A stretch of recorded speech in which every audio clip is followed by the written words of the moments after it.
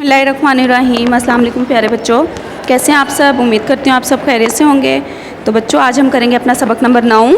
तो सब बच्चे अपना डिजिटल समर पैक निकालें, ठीक है। तो हम करेंगे आज के जितने भी अल्फाज रह गए हैं वो हम सब कर लेते हैं, ठीक है। इनका मैं आपको मतलब समझाती हूँ, फिर आप इनके जुमले बना लेना। तो आज देखें, पहला लफ्ज़ है जिद्दोजहद। जिद्दोजहद का मतलब होता है कोशिश करना, ठीक है। इसके बाद हमारे पास कंप्यूटर है। कंप्यूटर का आप सबको पता है, वैसे इसका जो तारुफ है वो ये है कि ये कंप्यूटर जो यूनानी ज़ुबान का लफ्ज़ है और इसका मतलब क्या होता है, हिसाब करना, ठीक है, हिसाब किताब करने वाली मशीन। इसके बाद हमारे पास लफ्ज़ है सूरत। सूरत का मतलब होता है शक्ल। फिर हमारे पास है जहानत। जहानत किसे कहते हैं, अक्ल को। इसके बाद है हमारे पास ईजाद। ईजाद क्या होता है, कोई भी नई चीज़ बनाना या नई शक्ल देना किसी भी चीज़ को, उसे कहते हैं ईजाद करना। इसके बाद हमारे पास आ जाता है मॉनिटर। मॉनिटर का आप सबको पता है किसे कहते हैं, ठीक है, कंप्यूटर के साथ जो होता है, लेकिन इसका मतलब होता है कि एक ऐसा आला जो किसी चीज़ का मुशाहिदा या रिकॉर्ड रखने के लिए इस्तेमाल होता है, ठीक है। उर्दू में इसका ये मतलब हो जाएगा। इसी तरह कीबोर्ड है। कीबोर्ड आपको पता है कि कंप्यूटर के साथ जो कीबोर्ड होता है उस पर कीज़ होती हैं, ठीक है। तो उर्दू में हम इसे कहेंगे एक इनपुट का आला है जिस पे मुख्तलिफ़ किस्म की कीज़ होती हैं, ठीक है, जो कंप्यूटर को हुक्म देने के लिए इस्तेमाल किए जाते हैं। इट्स मीन कि वो कमांड करती है ना, हम कीज़ के थ्रू कमांड करते हैं, तो वो अब उर्दू में आपको कीबोर्ड का मतलब यही हम समझा सकते हैं, ठीक है। ये अब आपने खुद से इनके जुमले बनाने हैं। तो इसके साथ अब हम करेंगे, हम अपना इसके साथ अगला काम कर लेते हैं, ठीक है। अब हम करेंगे सफ़ा नंबर 7 पे आएँ आप लोग। सवाल नंबर 7 देखें। झेल में दिए गए अल्फाज के मुतरादिफ लिखें। मुतरादिफ किसे कहते हैं, जिनके मायने एक होते हैं, ठीक है। जैसे सहर से सुबह, रहनुमा,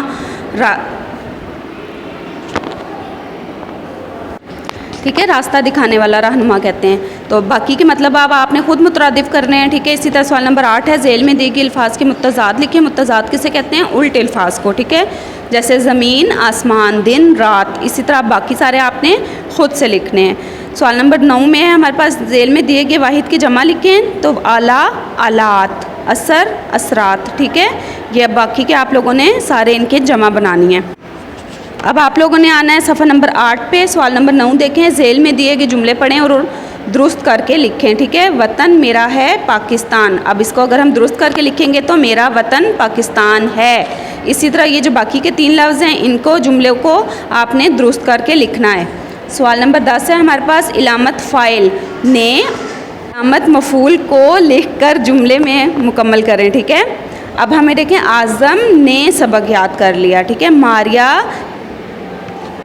ने बिल्ली को दूध पिलाया, ठीक है। अब ये जो बाकी के हैं ये अब आप लोगों ने खुद से करने हैं। सवाल नंबर 11 देखें। झेल में दिए गए अल्फाज को गौर से पढ़ें और दुरुस्त तलफ़्फ़ुज़ वाले अल्फाज की निशानदेही करें। बुज़ुर्ग, बुज़ुर्ग, ठीक है, ये इसमें बुज़ुर्ग होता है, ठीक है, दूसरे नंबर वाला ठीक होगा। लिबास होता है कि लबास होता है, लिबास होता है, ठीक है। आदल के आदिल, आदिल होता है, ठीक है। अब सफ़ा नंबर 9 पे आ जाएं आप सारे। झेल में दिए गए जुमलों पर गौर करें। शोर मत करो, तेज़ चलो, तंग मत करो, नमाज पढ़ो, ठीक है। दर्ज वाला जुमलों में से किसी में काम करने का हुक्म दिया गया है और किसी में काम करने से रोका गया है। ऐसे जुमले जिनमें किसी काम करने को कहा गया हो वो फ़ेल अमर होता है, ठीक है, फ़ेल अमर के जुमले कहलाते हैं। और ऐसे जुमले जिनमें किसी काम से रोका या मना किया गया हो वो फ़ेल नहीं के जुमले कहलाते हैं। तो अब इन्होंने हमें बहुत सारे जुमले दिए हुए हैं, ठीक है। सवाल नंबर देखें आप 12। झेल में फ़ेल अमर और फ़ेल नहीं के चंद जुमले दिए गए हैं। आप इनको मुतल्लिक़ा खानों में लिखेंगे, ठीक है ना।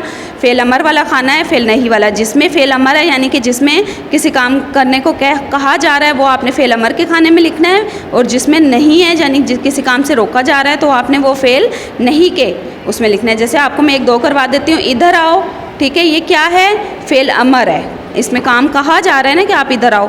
इसी तरह आपको फ़ेल नहीं का एक जुमला बताती हूँ। धूप में मत जाओ, यहाँ पे अब रोका जा रहा है धूप में जाने से, तो ये फ़ेल नहीं हो जाएगा। इसी तरह अब जो बाकी के हैं आपने इनको पढ़ना है गौर से, ठीक है, और उसको फ़ेल अमर वाले को फ़ेल अमर वाले खाने में लिखें और फ़ेल नहीं वाले को फ़ेल नहीं वाले खाने में लिखेंगे, ठीक है। तो अब आप लोग आ जाएं सफ़ा नंबर 10 पे, ठीक है। इसम की इकसाम है सफ़ा नंबर 10 पे। इसम मारफा, इसम नकरा हम क्लास में पढ़ चुके हैं, आपको बताया था। इसम मारफा देखें, वो इसम जो किसी ख़ास शख्स, ख़ास जगह या ख़ास चीज़ का नाम हो, इसम मारफा कहलाता है। मसलन कायद-ए-आज़म, मीनार पाकिस्तान, दरियाए रावी वगैरह, ठीक है। इसी तरह इसम नकरा का आपको मैंने क्लास में भी समझाया था सब बच्चों को। वो इसम जो किसी जगह या आम चीज़ का नाम हो, इसम नकरा कहलाता है। मसलन आदमी, लड़का, किताब, मीनार, मस्जिद, दरिया, शहर और मुल्क वगैरह। अब ये इन्होंने हमें सवाल दिए गए हैं, इसमें आपने ख़ुद से इसको सॉल्व करना है। एक मिसाल के तौर पे मैं आपको करवाती हूँ। लाहौर ग्रामर की रूह से क्या है, इसम मारफा है, ठीक है। अब ये बाकी क्या आपने पढ़ते जाने हैं और बताना है आपने कि ये कौन से इसम है, या तो वो इसम मारफा होगा या तो इसम नकरा होगा, ठीक है ना। इसके बाद सफ़ा नंबर 11 पे आ जाएं। इसम ज़मीर। इसम ज़मीर किसे कहते हैं? वो कलमा जो किसी इसम की जगह इस्तेमाल किया जाए, इसम ज़मीर कहलाता है। जैसे अब हम किसी का नाम लेते हैं ना, कि जैसे होता है कि फ़ायज़ा जा रही थी, ठीक है। तो अब अगर हम कहें फ़ायज़ा जा रही थी, उसने आवाज़ दी, ठीक है। फ़ायज़ा की जगह हम लगा देंगे उस, तो वो क्या हो जाएगा, इसम ज़मीर। मसलन उस, उन, उसे, वो, के, ये सब क्या हो जाएंगे, इसम ज़मीर कहलाते हैं। अब ये देखें, दुरुस्त जवाब के गिर्द दायरा लगाएं। इसमें वो ग्रामर की रूह से क्या है, इसम ज़मीर है। इसी तरह इस ग्रामर की रूह से क्या है, इसम ज़मीर है। इसी तरह बाकी सारे आप लोग देखें तो ये आपको पता चल जाएगा कि ये ग्रामर की रूह से क्या हैं, ठीक है ना।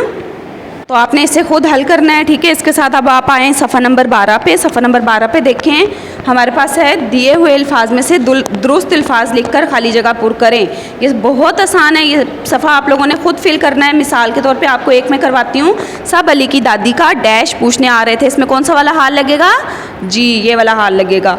इसके बाद डैश के बगैर गाने में लुत्फ़ नहीं आता, साज आएगा, ठीक है। इसमें कौन सा साज लगेगा, ये से के साथ साज लगेगा। अब बाकी का आप लोगों ने खुद पढ़ने इनके जुमले, और जौन सा सही लगेगा आपने वो उसमें लगाना है, ठीक है ना।